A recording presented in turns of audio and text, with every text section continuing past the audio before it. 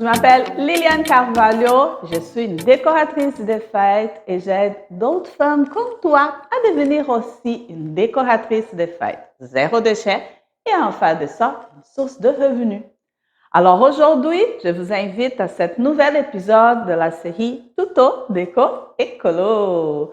Dans cette série, je vous propose des décorations faciles à faire qui sont réutilisables, transformables, des pièces décoratives que vous allez pouvoir louer à vos clients. Dans l'épisode d'aujourd'hui, je vais vous montrer comment faire une mur, des fausses briques. Mais oui, mais non, je ne vais pas vous envoyer dans un magasin pour acheter des briques. On va le faire de façon artisanale, de façon facile, quelque chose que vous allez pouvoir utiliser dans différentes thématiques, que vous allez pouvoir entreposer tout petit dans un coin, dans une boîte, un tiroir chez vous et vous allez pouvoir réutiliser avec vos clients pendant des années. Alors voici, c'est un mur des fausses briques en tissu. Oui!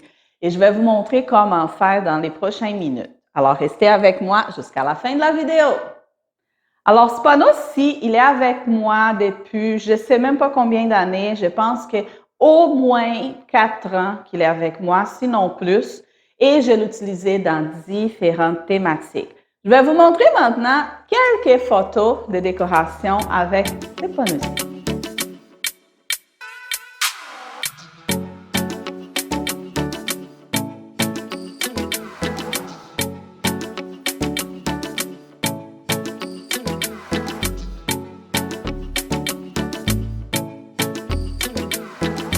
Quand on se lance dans les marchés de décoration des fêtes, on regarde sur Pinterest, sur Instagram, sur Google des photos de décoration et on voit souvent des panneaux de fond parce que les panneaux de fond sont très utiles pour embellir l'en arrière de la table du gâteau.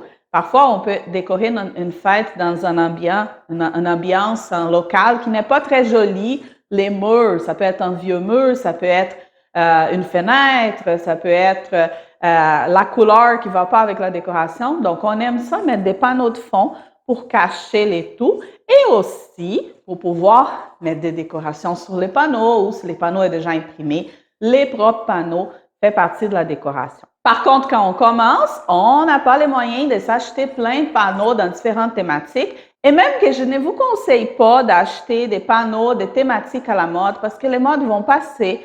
Vous allez investir votre argent dans une thématique, un panneau avec un imprimé d'une thématique commerciale et après quelques mois, la thématique n'est plus à la mode, il y a un autre dessin animé qui sort, il y a un autre film qui sort, les enfants ils veulent une autre thématique et là vous êtes pris avec un panneau que vous avez dépensé de l'argent et que vous n'avez pas eu le temps de le louer assez souvent pour rentabiliser votre investissement. Alors, ce que je vous propose, c'est des panneaux, comme par exemple celui-ci, que vous allez pouvoir ajouter des décorations selon les thèmes et l'utiliser dans différentes thématiques. Voilà! Ce qui s'est passé avec moi quand j'ai commencé au Québec, ça fait un peu plus de 6 ans. Justement, je n'avais pas d'argent, j'avais envie d'acheter des panneaux thématiques avec des imprimés, mais je n'avais pas de l'argent pour les faire.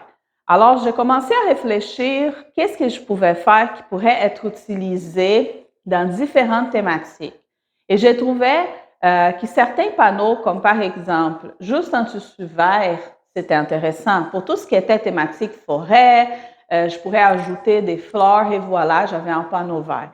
Après ça, j'ai commencé à magasiner des panneaux qui allaient plus avec n'importe quel thème, comme des rideaux, avec des imprimés, par exemple, comme si faisait une porte ou comme des fleurs, des choses comme ça. Mais je me suis rendu compte que ça venait dispendieux et aussi, c'était pas toujours dans les couleurs que je voulais et tout.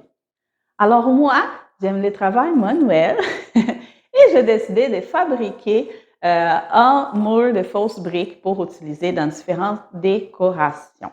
Alors la première chose, les tissus. Moi, je vous propose de choisir un tissu qui il n'est pas facilement fripé. Parce que s'il faut repasser votre panneau à chaque fois, ça va vous engager à plus de temps de préparation. Alors, si on trouve un tissu qui ne va pas être tout le temps fripé, c'est la meilleure option. Moi, j'avais reçu un cadeau de ma belle-mère, une boîte de tissus qu'elle avait ramassée dans un magasin de choses usagées. C'était des restants d'une couturière qui donnait ça au magasin. Et ma belle-mère a ramassé pour moi. Et elle est arrivée chez moi avec un rouleau de tissu blanc. Donc, je me suis dit, j'ai le tissu blanc, c'est celui que je vais utiliser. Donc, je ne sais pas exactement c'est quoi la sorte de tissu, mais ce que je vous assure, c'est que ce n'est pas du 100% coton, parce que les 100% coton, il va être fripé très facilement. Alors, cherchez un tissu qui soit en polyester, qui ne soit pas facilement fripé. Alors, quand vous allez magasiner ce tissu, touchez les tissus. Prenez les tissus et vraiment faites ça et regardez, est-ce qu'il reste fripé ou non? OK? Donc, c'est comme ça que vous allez choisir les tissus. Je ne vous donne pas un nom de tissu parce que moi-même, je n'en ai pas les noms de tissus que j'ai utilisés ici, mais aussi parce que vous êtes dans différents pays, dans différentes villes et vous allez avoir différentes options de magasins de tissus dans votre coin. Donc, pour commencer, les tissus, choisissez selon la capacité de rester défrippé. Ça existe ce mot-là, défrippé. Bon, des tissus que vous n'avez pas besoin de repasser. Voilà. Alors, ça, c'est pour les tissus. La dimension. Il faut que ça couvre l'en arrière d'une table. Moi, normalement, minimum, la table est de 6 pieds. Ça veut dire 1,80 m. Alors, je vous propose d'aller avec un tissu assez large pour les faire dans les sens du tissu. Donc, si vous prenez un tissu qui a 2 mètres de largeur, allez-y, achetez la hauteur que vous voulez. Ou si vous trouvez un tissu qui est au moins à 1,5 m de largeur, vous pouvez faire dans l'autre sens. Donc, vous allez acheter la quantité de tissu pour faire l'en arrière de la table. Donc, je vous dirais au moins 2 mètres. Et en hauteur, vous allez avec 1,5 m. Mais ça dépend de qu'est-ce que vous allez faire avec, où vous allez, comment vous êtes habitué à installer vos décorations. D'accord? Pour les supports, moi, j'ai ici un support fait en tuyau de PVC. Vous avez plein de tutoriels sur Internet de comment faire des supports en PVC, en tuyau de PVC. Et vous faites en haut comme un rideau. Vous allez passer une couture en haut pour les mettre sur une pôle de PVC. Et vous allez avoir des tuyaux de PVC tout autour avec des poids en bas pour les tenir. Donc, ça, c'est ce qu'on utilise normalement, toutes les décoratrices. Normalement, en ont un support comme ça pour installer des panneaux en arrière de la table du gâteau. Alors, on a les tissus, on a les dimensions environ. C'est sûr que ça va dépendre de vous, de ce que vous allez trouver comme tissu, de ce que vous êtes habitué à faire comme décoration. On utilise un support en PVC pour les laisser debout, mais comment on va faire les fausses briques? Alors maintenant, on va aller en atelier et je vais vous montrer comment on va faire la peinture de fausses briques. On se voit à l'atelier. Maintenant, regardez les produits finaux. Votre panneau, un tissu avec des fausses briques, ça fait un rideau plié, comme une serviette pliée. Donc, ça ne va vraiment pas prendre de la place pour entreposer. Et voici ce que je vous avais dit, c'est important que les tissus ils ne frippent pas parce que comme ça, vous allez pouvoir les garder pliés comme ça. En haut, j'avais fait comme un rideau. Je vais vous montrer. J'ai passé une couture tout autour pour donner une finition, bien sûr. Et la partie du haut, ici, j'ai fait une couture plus large pour pouvoir passer, regardez mon bras qui rentre, donc pour pouvoir rentrer mon tuyau de PVC que j'utilise comme support pour tenir mon panneau. Alors voici, ce n'est pas plus compliqué que ça. Si vous ne faites pas la couture, vous pouvez demander à une connaissance, quelqu'un dans la famille qui fait la couture. C'est vraiment pas compliqué. Juste faire tous les contours et faire une partie plus large en haut pour pouvoir suspendre votre panneau. Donc voilà, une fois qu'on a fini d'utiliser, on peut juste les plier pour les garder comme ça. Voilà. Bon, on va passer à la préparation. Bien sûr, j'en ai déjà un panneau. Je ne vais pas préparer un autre. Hein? Notre objectif, c'est de ne pas produire de pièces qu'on n'utilise pas. Donc, j'en ai un, je l'utilise, je n'ai pas besoin d'un autre. Alors, ce que j'ai fait, j'ai pris un rétail de tissu pour vous montrer comment faire la brique, les fausses briques. D'accord? Donc, moi, je vais utiliser mon rétail de tissu, mais vous, bien sûr, vous allez utiliser les grands tissus pour faire votre grand panneau. Il va falloir prévoir une table avec une nappe pour travailler, pour ne pas faire de dégâts de peinture, d'accord? Et prévoyez un local où vous pouvez commencer une journée et finir dans une autre journée. Parce que, vu que la table, elle est plus petite que le rideau, vous allez commencer par faire une partie du rideau que vous êtes capable de mettre sur la table. Et là, vous allez laisser sécher. Ensuite, vous allez déplacer les tissus sur la table pour continuer à faire les briques. Alors, si c'est une table de travail que vous ne pouvez pas laisser d'une journée à l'autre pour sécher, ce n'est pas une bonne option. Il faut vraiment que ce soit un local où vous pouvez commencer et finir peut-être 1 ou 2 jours après. OK? Bon, donc, bien sûr, protégez votre espace de travail pour la peinture. Et vous allez mettre votre tissu du côté endroit par le haut. Couvrez la place que vous pouvez avec votre table pour faire une bonne partie. Laissez sécher. Continuez le lendemain. Ensuite, toujours les mêmes matériels. Hein, c'est vraiment pas compliqué. Donc, pour ces projets, on va avoir besoin de la peinture blanche et noire. Et là, vous pouvez utiliser la peinture acrylique directement sur les tissus. Dans le cas de ces panneaux, si vous n'avez pas l'intention de les laver à chaque fois, parce que la peinture acrylique, elle ne va pas partir. Dépendamment du tissu que vous avez, elle va rester. Donc, vous pouvez ne pas mettre des médiums à tissu. Mais si vous voulez être sûr de pouvoir laver votre panneau, je vais juste sortir ce qu'il me faut. Vous voyez mes cachettes, mon rangement qui est en dessous de ma table de travail. Voici. Donc, si vous voulez être sûr de pouvoir laver votre tissu plusieurs fois, mais je vous dis, moi, je le lave presque pas. C'est un panneau va en arrière, il ne se salit pas. Mais si vous voulez être sûr, c'est mieux d'utiliser un médium à tissu. C'est les produits que vous allez mélanger dans la peinture acrylique et ça va transformer, disons, la peinture acrylique en peinture à tissu. Ça veut dire que ça va aider la peinture acrylique à rester vraiment sur les tissus sans avoir les risques de partir au lavage. D'accord? Donc, moi, je ne vais pas utiliser parce que je vais juste faire un petit morceau pour vous, mais je vous conseille d'utiliser si vous avez l'intention de laver plusieurs fois votre panneau, utilisez les médiums à tissu. D'accord? C'est les médiums textiles qu'on appelle. Transforme la peinture acrylique en une peinture à tissu permanente, flexible et lavable. Voilà.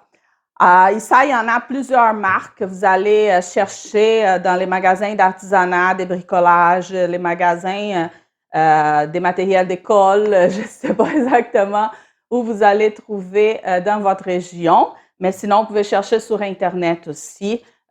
Médium textile pour transformer la peinture acrylique en peinture à tissu. Alors, si on continue, les matériels qu'on a besoin, alors peinture noire et blanche.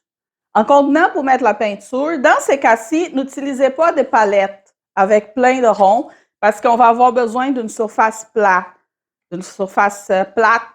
pour mettre l'éponge pour faire les briques. Alors, un plateau, un couvercle de contenant en plastique ou quelque chose que vous allez réutiliser pour la peinture. Donc, il faut juste faire une surface plate, excusez-moi, pour pouvoir travailler. Toujours, bien sûr, l'eau et lingette pour essuyer la peinture. Pinceau au besoin. Et voilà. Pour faire les briques, Vous pouvez utiliser les éponges de cuisine. Par contre, elles sont plus petites, alors vos briques vont être plus petites. Mais c'est tout à fait correct, vous pouvez l'utiliser, il n'y a aucun problème. Sinon, vous allez vous chercher un petit morceau d'éponge. Celui-ci, j'avais acheté pour un projet de bricolage. Sinon, vous pouvez voir si vous avez un objet que vous n'utilisez plus, comme un coussin ou quelque chose comme ça, qu'il y a de l'embourrage, qu'il y a de la mousse à l'intérieur, qui soit quand même assez solide, dense. Il ne faut pas que ça soit comme la mousse d'un rembourrage. Il y en a parfois que c'est comme des morceaux de coton, c'est pas ça. Mais il faut une plaque de mousse. Donc, pour la grosseur de la brique que vous souhaitez. Donc, si on regarde dans mon panneau ici, les briques étaient plus grandes qu'une éponge. Donc, moi, j'avais utilisé un morceau d'éponge comme ça. Donc, je vais couper ces morceaux-ci à peu près à la même grosseur de mon panneau. Donc, on fait juste couper un rectangle.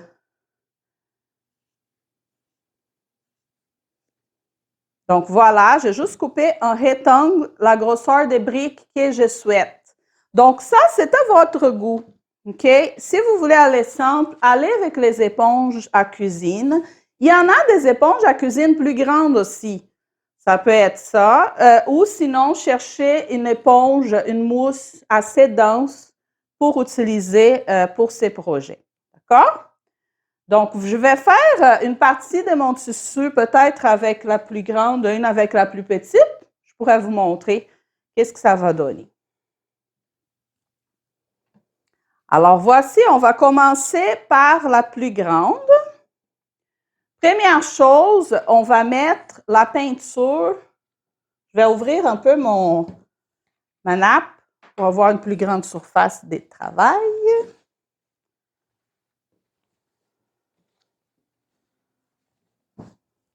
Alors, voici. Donc, je vais placer mon tissu et je vais vous montrer comment on va travailler. Donc, on va mettre sur notre contenant à peinture, on va mettre un peu de noir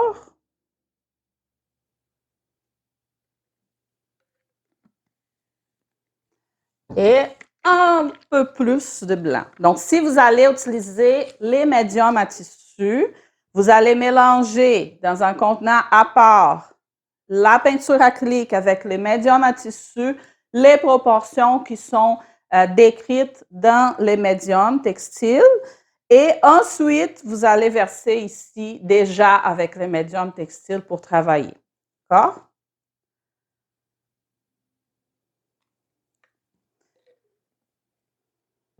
Donc, voilà, j'ai mis une partie de blanc, une partie de noir. Et là, on va prendre un pinceau et on va mélanger pour faire une sorte de gris. Mais on ne veut pas que ça soit complètement gris. On veut que ça soit un peu marbré. Donc, vous voyez, on mélange un peu les noirs sans laisser complètement mélanger. OK? Et ensuite, on va venir avec notre éponge et on va tremper notre éponge dans la peinture. Voilà. Et on vient l'écraser sur notre tissu. Voilà, on a une première brique. Et là, si on trouve que ce n'est pas exactement ce qu'on veut plus foncé, on veut plus gris, on peut venir ajouter plus de noir et moins de blanc. Donc, vous voyez, c'est à l'œil, c'est vraiment à votre goût. Et l'important, c'est que ça n'aille pas l'air d'une peinture toute bien mélangée. Il faut que ça soit un peu marbré. Donc, regardez, j'en ai mis plus de peinture. je mélange un peu. Et là, si vous voulez, vous pouvez même venir mettre direct sur l'éponge comme ça. Si vous voulez, par exemple, faire un côté plus foncé, un côté plus pâle, regardez, on laisse des taches un peu et on vient écraser sur notre tissu à côté de l'autre. Regardez, à côté, en faisant une ligne, mais toujours en laissant à peu près 1 centimètre entre les deux. Et là, si on regarde, et là, on dit, ah, celle-ci, elle est trop blanche, celle-autre, elle est grise, mais les coins, elle n'a pas pris la peinture. On vient et on écrase notre éponge encore une fois. Il n'y a aucun problème. Voilà, regardez, celle du milieu commence à être à mon goût. Donc là, je vais aller chercher un peu plus de noir, toujours pas égal. N'inquiétez-vous pas, comme d'habitude, je vais faire comme ça et ensuite, je vais approcher ma caméra pour que vous puissiez voir des plus proches ce que je fais. Donc voilà, je viens refaire sur les premiers. Donc, les premières briques, vous allez travailler un peu pour trouver la bonne couleur que vous voulez, la bonne quantité de noir et de blanc. Ensuite, ça va aller vite, ça va aller facile. OK? Donc là, on va faire une troisième. Donc, vous pouvez soit venir avec le pinceau et mettre comme ça, ou vraiment mettre dans la peinture comme ça et l'enlever. Vous voyez ici, ça donne même un autre effet des peintures qui coulent. Donc, testez. OK? Essayez. Essayez direct sur le dessus que vous allez faire parce que si vous n'aimez pas, vous pouvez venir remettre l'éponge dessus. Donc, il n'y a pas de problème. Donc là, on va faire une troisième brique. On n'appuie pas trop fort. On appuie un peu, on enlève, on regarde. OK, là, je trouve que les coins, il manque un peu. Là, je peux remettre mon éponge, je vais venir appuyer où je trouve qu'il manquait la peinture. Et voilà. Donc, vous voyez, celui-ci, il a un peu plus de noir dans le coin. Si je ne veux pas ce noir dans le coin, qu'est-ce que je fais? Je viens mettre un petit peu de blanc ici et je viens tout simplement écraser mon éponge encore sur le noir que je veux qu'il devienne un peu plus gris. Voilà. La deuxième ligne, donc toujours un doigt entre chaque brique. La deuxième ligne, on va venir faire entre les briques du haut. Donc, ça veut dire quoi, Liliane? Ça veut dire qu'au lieu de commencer au début du dessus, on va venir mettre entre deux briques. OK? Donc, je vais faire une. Ça va être la dernière avec la caméra loin. Ensuite, je vais l'approcher la caméra. D'accord? Donc, voilà.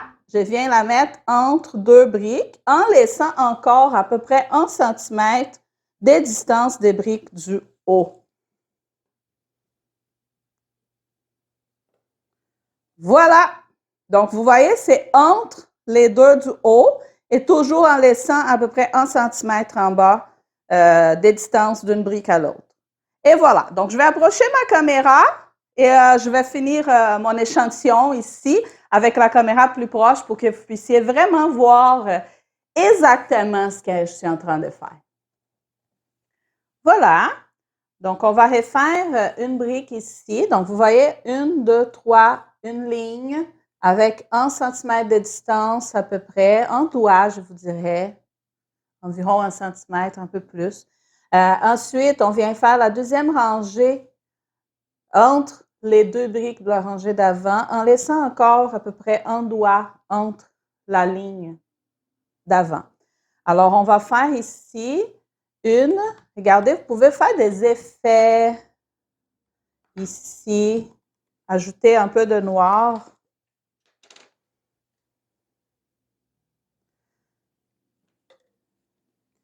Et venir faire des effets comme ça. Juste taponner les pinceaux. Ensuite, vous pouvez faire cette option de venir mettre l'éponge comme ça. Et ensuite, on vient la mettre sur les tissus. Alors voilà, entre les deux d'avant, la ligne 2, 1 cm ici, 1 cm ici. Et on écrase notre éponge. Voilà. Trop noir ici, Liliane, j'aime pas ça. On vient prendre un peu de blanc sur notre éponge. Où était trop noir? On vient tout simplement la remettre dessus et on écrase où on veut que ça soit plus clair. Voilà. Donc, on continue comme ça. Ici, on peut venir faire une moitié pour finir notre tissu. Pas assez foncé. Regardez, j'ai tourné mon éponge, je viens foncer une autre fois. Même chose ici. Donc, on ne veut pas mettre l'éponge dans la peinture. On vient avec les pinceaux, on met la peinture sur notre éponge. Comme ça, pas de règle, c'est vraiment... regardez, il ne faut pas que ça soit trop égal, il ne faut pas que ça soit trop parfait. Il faut vraiment que ça ait l'air d'une brique de ciment. Alors, voilà, c'est des mélanges des gris, blanc, noir. Donc, on vient compléter où on a trouvé que ce n'était pas assez foncé. Voilà. Donc, ici, je vais faire une autre rangée, 2 autres rangées avec la petite éponge pour que vous puissiez voir encore une fois. Donc, c'est vraiment pas compliqué. Ajouter un peu de blanc. Je viens mélanger. Regardez, là, ça, c'est très important. Si on fait tout gris, ça ne va pas avoir l'air d'une brique. Ça va être trop parfait, la peinture. Donc, c'est vraiment, regardez, mélanger un peu. Hein? On taponne le pinceau, faire des effets, voilà. Ensuite, on vient mettre notre éponge. On peut la taponner comme il faut, voilà. Et on vient faire une rangée.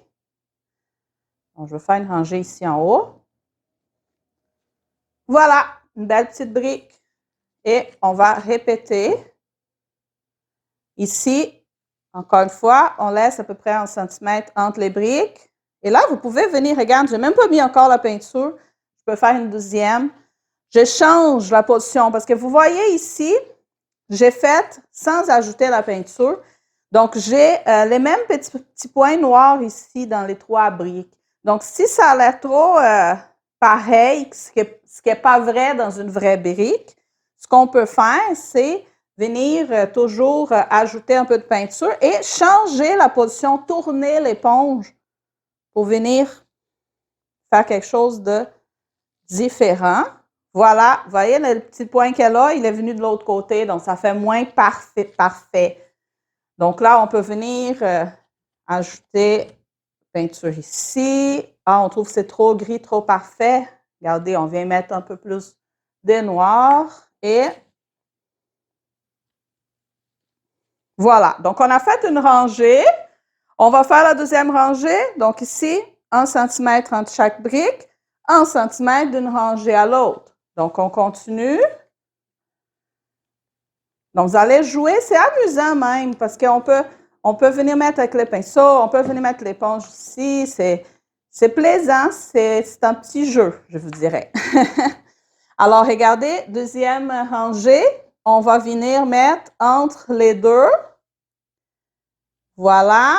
On laisse à peu près 1 cm. Ici, je laissais un peu moins parce que mes briques sont plus petites. Donc, je laissais un peu moins d'espace entre les briques. Ici, elles sont plus grandes. Je laissais plus d'espace. Donc là, ici, je vous dirais un demi-centimètre à peu près, là, entre demi-centimètre et 1 cm. Donc là, une brique entre les deux. On continue ici. Voilà, on peut continuer tant qu'il y a la peinture sur l'éponge. Ah, commence à manquer de peinture sur l'éponge. On vient en ajouter. Oups, mon pinceau est brisé. Voilà. Et une autre brique ici. Pas assez foncé. On vient appuyer plus fort. Voilà. Ensuite, je veux faire les briques qui manquent juste pour finir ma rangée, les demi. Donc, je viens faire ici. Donc, vous voyez ici, c'est important d'avoir toujours un tissu en arrière, hein, parce que ça peut tacher. Donc, toujours avoir une nappe à peinture, là, une nappe que vous pouvez tacher en dessous. Je propose toujours les nappes en tissu. Et voilà. Donc, regardez ma nappe. La peinture, elle a passé à travers. Donc, c'est très, très important hein, de protéger votre surface de travail. Et voilà, vous avez un panneau de briques avec des petites briques faites avec une éponge de cuisine et des plus grosses briques faites avec une éponge que j'avais achetée pour un autre projet de bricolage. Donc, vous voyez, ils sont très semblables. C'est juste une éponge pour les meubles, pour les rembourrages des chaises, des choses comme ça. Alors voilà, c'était pas si compliqué que ça. Alors, on a fini de travailler, très important, laver les matériels pour pouvoir réutiliser les éponges principalement parce que sinon la peinture, elle va sécher et on ne pourra plus les utiliser. Donc, lavez votre matériel et laissez sécher. Donc, je vais laisser sécher à plat sur la table et comme j'avais dit, vous allez mettre une nappe en tissu sur la table pour protéger la peinture. Vous allez mettre votre rideau, faites le maximum que vous pouvez sur la table, laissez sécher. Le lendemain, vous allez venir, vous allez déplacer la partie qui est déjà faite et continuer la partie qui manque. OK?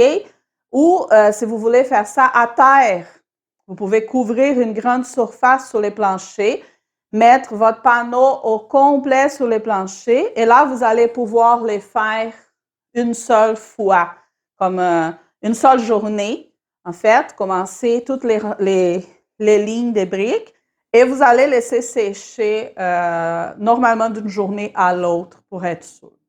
Je vais vous montrer aussi une décoration dans les coffres thématiques. Vous connaissez hein, mon fameux coffre thématique, la fête dans une boîte.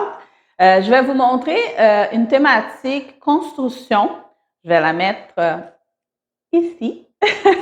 Alors, je vais vous montrer la thématique construction que j'ai faite dans les coffres thématiques. Si vous regardez en arrière, c'est en arrière du gâteau, c'est aussi une partie en fausse brique. Par contre, celui-là, je l'ai fait avec du brun et du jaune. Alors, c'est une option aussi. Vous pouvez avoir un mur de fausse brique en gris comme celui-ci, ou vous pouvez en avoir un en brun comme celui-là. Voilà, j'espère que vous avez aimé les tutos d'éco-écolo de la semaine. Si vous faites des panneaux en fausse brique, envoyez-moi les photos. J'ai hâte de voir les résultats. Je sais que vous êtes des femmes incroyables, créatives, pleines de talent. Alors, mettez vos talents en valeur pour être la meilleure décoratrice de fêtes dans votre région. Et moi, je suis là pour vous aider à arriver. On se voit dans un prochain épisode de Tuto d'éco-écolo. Alors, si vous avez des idées, des choses que vous voulez apprendre à faire, laissez-moi un commentaire ou envoyez-moi un message en privé pour me dire « Hey Liliane, dans les tutos d'éco-écolo, j'aimerais apprendre à faire ça. » Et dites-moi ce que vous voulez apprendre à faire. D'accord? Alors voilà, je vous laisse avec quelques images des décorations de fêtes avec les panneaux de fausses briques et on se voit dans un prochain épisode. Bye!